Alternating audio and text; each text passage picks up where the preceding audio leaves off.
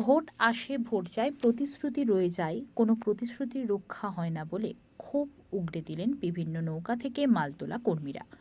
ঘটনাটি দক্ষিণ ২৪ পরগনা জেলার পাথর প্রতিমা ব্লকের রামগঙ্গা জেটি ঘাট এলাকা। দেখতে দেখতে ৩৪ বছর রাজত্ব কেটেছে সিপিএমের। পরবর্তীকালে শাসক দলের রাজত্ব চলছে।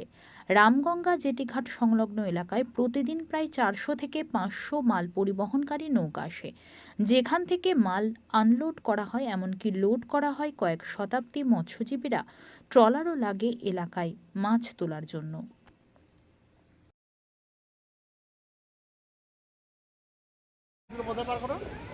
ওই নদীর থেকে পার করে আর এইবার চলে যাই, সেই দেখো জলজাহাজ যাচ্ছে, সেই জলজাহাজ সেই বাংলাদেশের ওই যে মাল ওই বাংলাদেশে যায়, এই যে কি বাংলাদেশের জাহাজ। চলো ওই জায়গাটা গেলি, ওই ওই ওই জলজাহাজ। চলো চলো চলো চলো ওই জায়গাটা।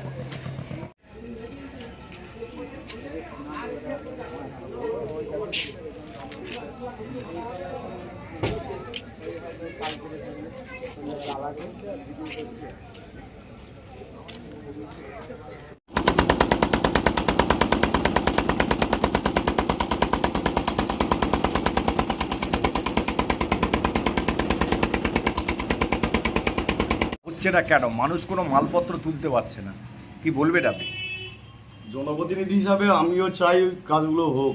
ওখানে প্রায় প্রত্যেক দিন ১০০ গাড়ি এবং ১০০ মতন ভ্যান ওখানে হচ্ছে প্রত্যেকদিন মাছ এবং অন্যান্য যেসব মালপত্র ওঠে ওখানে যাতায়াত করে।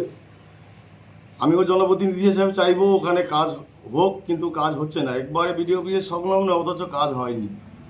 ওখানে অনেকবার বিডিও অফিসে বলাও হয়েছে, কিন্তু কাজ হয়নি।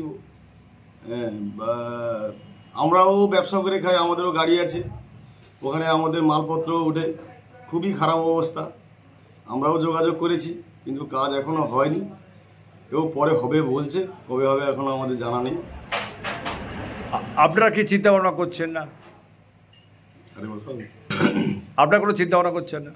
আমরা চিন্তা ভাবনা করবো, আমরা তো পঞ্চায়েত সদস্য, আমাদের তো ক্ষমতা নেই যে আমরা এতটা কাজ করবো। আমরা এমএলএ সাহেবকেও জানিয়েছি, এমএলএ সাহেব ওরা বলছে যে আমরা হচ্ছে সরকার থেকে টাকা পয়সা পেলে ওই সব কাজ করবে। আপনার পরিচয়? প্রণব কুমার মাইতি।